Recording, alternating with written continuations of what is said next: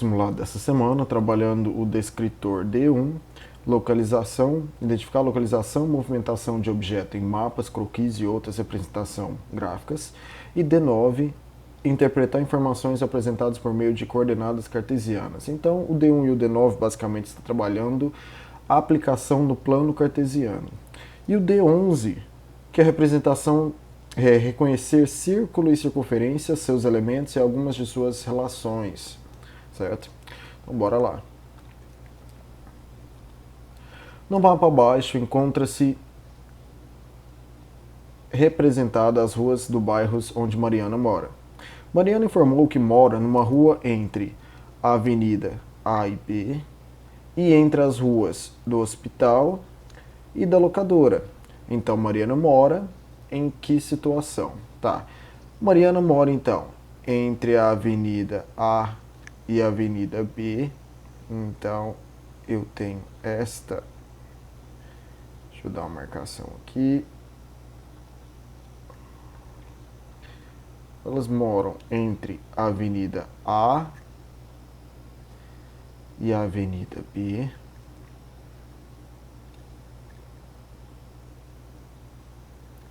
Elas moram entre a Rua do Hospital é esta, e a Rua da Locadora. A única rua que está na intersecção entre essas quatro feixes de reta é a Rua 4. Então Mariana mora na Rua 4, ok? Segunda questão. O croquis abaixo mostra um mapa que fornece as indicações para se chegar à chácara nele indicada. Luciana, para chegar à chácara, após fazer o retorno, deve. Então, Luciana sai do retorno.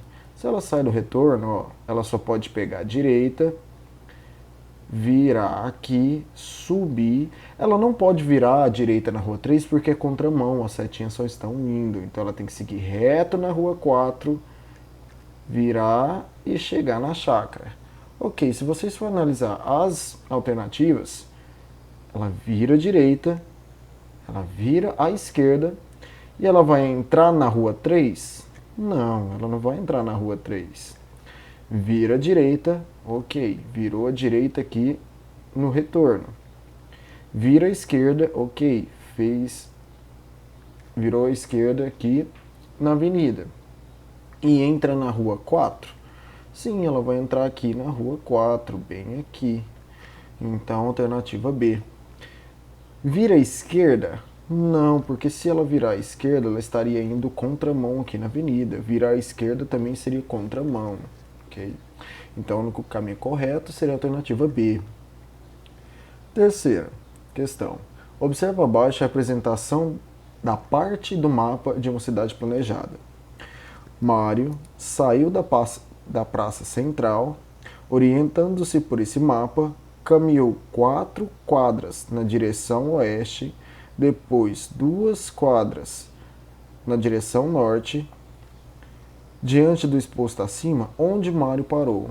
Vamos fazer o mesmo trajetório então que Mário. Mário, ele sai da praça central, sai daqui da praça central, ele caminha 4 quadras em direção oeste. Oeste é para a esquerda. Então ele anda 1 quadra, 2 quadras, 3 quadras, 4 quadras. Certo? Ela andou 4 quadras. Depois, 2 quadras na direção norte. Norte está para cima. Então, 2 quadras. Onde é que ele chegou? Chegou na escola, tá? Então, o local que ele chegou é na escola. Questão 4. Veja abaixo o mapa de uma parte de um bairro onde Pedro mora. No mapa, Pedro quer localizar a igreja, considerando um número e uma letra. Ok, vamos achar aqui a igreja. A igreja está localizada dentro desse quadradinho aqui. Ok, a gente já vimos que pontos cartesianos é obtido a partir de uma coordenada x e uma coordenada y. O x sempre é a coordenada do eixo horizontal. tá? E o y é a coordenada do eixo vertical. Então vamos lá, se eu fosse localizar a igreja está no número 2, na letra B. Então a igreja está localizado no 2B, alternativa D. Ok? Localização geométrica. Quinta questão. Paulo e Miguel estão jogando uma partida de batalha naval. Nessa partida, Miguel já acertou uma parte do submarino de Paulo, como mostra a figura abaixo. Para afundar o submarino de Paulo, Miguel deverá atirar em... Ok, vamos ver aqui, navio submarino. Submarino é essa imagem aqui. Tiro na água e o tiro certo. O submarino está aqui, como a gente localizou. Ele já acertou um. Esse daqui já foi acertado. Ele precisa então acertar exatamente aqui e aqui para afundar o submarino. Qual que são as coordenadas? B2, então precisa acertar o B2 e a coordenada D2. Tá? É os dois quadradinhos que faltam para afundar o submarino de Paulo, ok? Próxima questão. Observa os pontos representados no plano cartesiano abaixo. Aqui, então, a gente já está trabalhando no ponto cartesiano diretamente. O par ordenado 2 menos 1 está representado nesse plano cartesiano pelo ponto 2 menos 1. Então, no eixo x ele anda 2 e no eixo y ele anda menos 1. Okay? No eixo x, se eu for localizar aqui onde está o 2, x é o eixo na horizontal. 2 está aqui. Tá? E o y? Y é o eixo na vertical. Menos 1 está aqui. Se eu fosse pegar a intersecção desses dois pontos, eu vou parar no ponto R. Tá? 2 menos 1. Ele anda 2 na horizontal e desce 1 na vertical. Questão 7. Observa a figura abaixo. Quais as coordenadas do ponto A, B e C, respectivamente, no gráfico? Se eu for olhar o ponto A, olha primeiro sempre o eixo X. Pontos cartesianos é X primeiro, depois Y. Se eu fosse achar, então, o ponto A, o A ele andou 1, 2, 3, 4, 5... E quantos que ele subiu? 1, 2, 3, 4, 5, 6. Então, 5, 6. Só pelo ponto A, a gente já acha que é a alternativa B, que é a única alternativa correta. Tá? Ponto B. O ponto B, ele andou 1 no X, depois no Y. 1, 2, 3, 4. Então, é 1, 4. E o ponto C? O ponto C, ele anda 1, 2, 3, 4. E quantos que ele sobe em Y? 1, 2. Então é 4, 2. Então essas são as coordenadas do ponto A, B e C. Questão 8. Os vértices do triângulo representado no plano cartesiano abaixo são... Então eu quero saber as coordenadas do vértice. Tá, ele já está marcado aqui onde é que ele está interceptando no eixo X e no eixo Y, o eixo das abscissas e das ordenadas.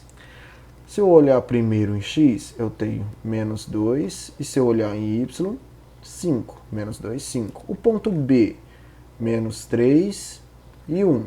Então, ponto B, menos 3 e 1. O ponto C, 3 e 4. Então, 3 e 4. Se eu for olhar quais são os pontos A, B e C, é a alternativa A. Menos 2, 5. Menos 3, 1. E 3, 4. Pontos A, B e C, os vértices do meu triângulo. Questão 9. Carla comprou o ingresso para assistir a uma peça de teatro. Ao comprá-lo, a vendedora mostrou a planta da sala do teatro para que Carla escolhesse uma poltrona livre. Veja a ilustração abaixo da sala do teatro. em que cada quadro em branco indica uma poltrona livre. Então, onde eu tenho poltronas livres? Aqui, aqui e aqui. Indique a alternativa correta que representa as possíveis escolhas de poltrona livre. Então, se eu for começar lá de cima para baixo, eu tenho então 3L. 3L. Depois eu tenho 10I. 10I, que é o ponto aqui na direita. E o último ponto mais abaixo é 4D.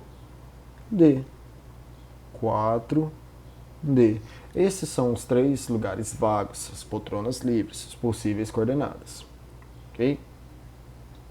Questão 10. No plano cartesiano, os pontos que têm as coordenadas e abscissas iguais entre si, por exemplo, o ponto A, 2, 2, e o B, menos 1, menos 1, estão sobre.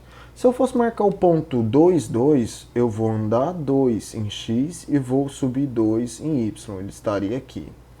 Se eu fosse marcar o ponto B, volto 1 em x e desço 1 em y, estaria aqui. Tá, vamos analisar as alternativas. Esses dois pontos estão sobre a reta dos quadrantes ímpares? Quadrante 1 e quadrante 3 é ímpares? Sim, vamos analisar as restantes para a gente ter certeza. Está em cima do eixo das abscissas? O eixo das abscissas é o eixo do x. Eles estão em cima do eixo x? Não. Certo? Próxima alternativa.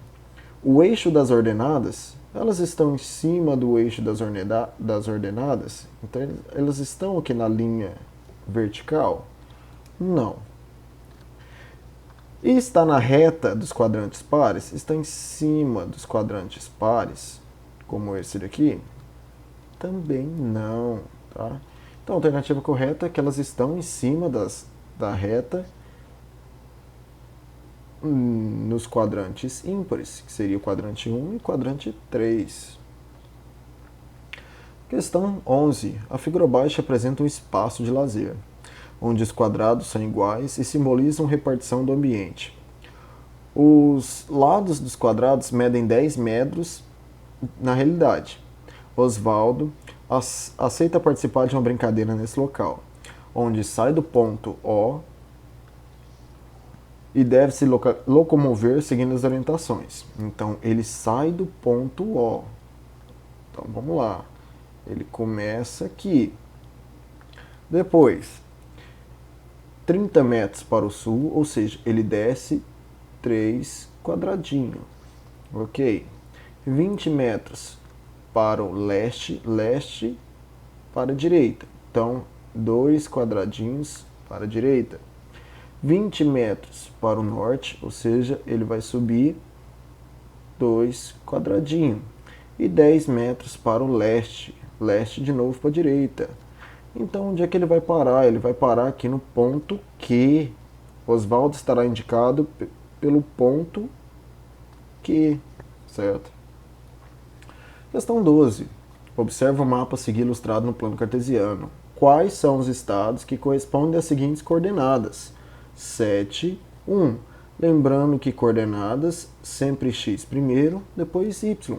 Então, vou aqui estar no 7 e vou subir 1. Então, meu ponto vai estar aqui no Rio Grande do Sul. 11, 6. Eu vou andar 11 e vou subir 1, 2, 3, 4, 5, 6. 6 vai estar aqui, em Bahia. E 6, 7. Eu vou andar 7 de novo, só que agora eu vou subir 6. 1, 2, 3, 4, 5, 6. Vai estar mais ou menos aqui, em Mato Grosso. Então, respectivamente, os estados Rio Grande do Sul, Bahia e Mato Grosso. Questão 13. Observa o plano cartesiano onde alguns pontos foram identificados por nomes de pessoas. Podemos afirmar que os pontos 2, 1, menos 3, 4 e 3, 4 estão especificamente nesta ordem pelos nomes. Vamos lá, pelo primeiro ponto. Ando 2, subo 1. Então está aqui na Júlia. Próximo ponto. Volto 3 e subo 4. Então está aqui no Mateus. E último ponto, ando 3 e subo 4. Está aqui na Lídia. Esses são os nomes respectivos para os seguintes pontos, ok? Questão 14. Veja o retângulo MNPQ, representado no plano cartesiano abaixo. Quais as coordenadas do ponto N? Então, eu quero saber qual as coordenadas desse ponto N. Ok. O ponto N, imagina que ele está passando por esta linha aqui e por esta linha aqui. É o cruzamento desses dois segmentos de reta no eixo. Tá. Olhem aqui embaixo no ponto P. O X no ponto P está marcando 8. Agora, olhe no ponto M, que está aqui. O M, o Y, está marcando 5. Então, qual que é a coordenada do ponto N? 8, 5. 8, 5, alternativa C. Ok? Questão 15. No plano cartesiano abaixo estão assinalados pontos P e Q. São esses dois pontos aqui. Quais são as coordenadas dos pontos P e Q nesse plano cartesiano? Bem, o ponto Q anda 1, só que não sobe nem desce. O ponto Q anda 3, só que não sobe nem desce. Então, 1, 0, 3 zeros. Alternativa A. Ok? Pessoal, sempre que ele estiver em cima de algum eixo, sempre uma das duas coordenadas, ou x ou y, vai ser 0. Se ele está em cima do eixo x, é porque o y vale 0. Se ele está em cima do eixo y, significa que o x vale 0. Ok? Agora, trabalhando a parte de círculo e circunferência. Questão 16. Pedro desenhou algumas circunferências em alguns cartões, como mostra a figura abaixo. Cartão 1, cartão 2, cartão 3, cartão 4. Em qual dos cartões o segmento traçado representa o diâmetro da circunferência? Vamos analisar cada uma aqui. O cartão 1 aqui está saindo do meio, do centro até a circunferência. Isso é o que eu chamo de raio. O cartão 2 aqui está saindo de uma parte da circunferência a outra parte da circunferência passando pelo meio. Isso daqui é o diâmetro. Tá? Lembrando que o diâmetro também pode ser uma corda. O cartão 3, eu tenho uma reta que está passando pelo único ponto na circunferência. É o que eu chamo de reta tangente à circunferência. O cartão 4, eu tenho uma reta que passa em dois pontos na circunferência. E isso é o que eu chamo de reta secante à circunferência. Então, qual que é o cartão que está representando o diâmetro? É o cartão 2, alternativa D. Questão 17. Qual a medida do ângulo X inscrito na circunferência, na figura? Eu tenho aqui, então, no meio, o meu ângulo central. Tem um ângulo central. E eu tenho o meu ângulo X, que é o meu ângulo inscrito. E antes de resolver essa questão, vamos dar uma olhadinha aqui na próxima, questão 18. Paulo e Cláudia estão em pontos distintos de uma praça circular, observando o mesmo jardim, como mostra a figura. Sobre a relação entre o ângulo central e o ângulo inscrito, podemos afirmar que o ângulo central é a metade do ângulo inscrito? Não. O ângulo central é o triplo do ângulo inscrito? Não. O ângulo central é igual ao ângulo inscrito? Não. O ângulo central é o dobro do ângulo inscrito. Então, o ângulo que está no meio sempre é o dobro do ângulo que está inscrito na circunferência. Então, vamos lá. 120 graus é o dobro do ângulo inscrito. O ângulo central é o dobro do ângulo inscrito. Tá. Obviamente, então, o meu x tem que ser 60 graus, porque 2 vezes 60 dá 120. Então, alternativa D. Ok? ok? Questão 19. O senhor Geraldo tem um compromisso às 3 horas. Portanto, às 3, a relação entre o ângulo central, o ângulo menor, e o arco correspondente é o ângulo central é esse ângulo formado pelos dois ponteiros aqui às 3 horas. Ele está formando um ângulo reto. E o arco é o ângulo, é o tamanho da circunferência ocupado pelo ângulo central. Ok? Então isso daqui é o que a gente chama de arco. Se o ângulo é de 90 graus, o arco também vai ter a mesma angulatura, certo? Vai ter a mesma abertura. Então o ângulo central e o arco têm o mesmo valor, um valor de 180 graus.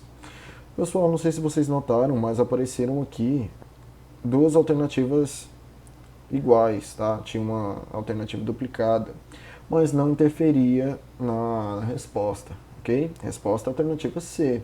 O ângulo central é 90 e o arco é 90. E a última questão. Na figura ao lado, as retas U, X e Y, em relação à circunferência, são respectivamente. Qual que é a reta U? A reta U é essa daqui. Ela está cruzando, interceptando em um ponto. Se ela intercepta em um ponto, ela é uma reta tangente. Reta X. Reta X é essa que está fora da circunferência. Se ela está fora, ela é uma reta externa. E a Y é essa reta que passa por dois pontos. Se ela passa por dois pontos, ela é uma reta secante. Então eu tenho tangente, externa e secante, respectivamente nesta ordem. Então eu tenho aqui a alternativa C. Bem, pessoal, ficamos aqui então com esse simulado que trabalhamos localização no plano cartesiano, em mapas e croquis, e também um pouquinho sobre os elementos e algumas outras aplicações dentro do círculo e da circunferência. Ok? Até mais, tchau, tchau.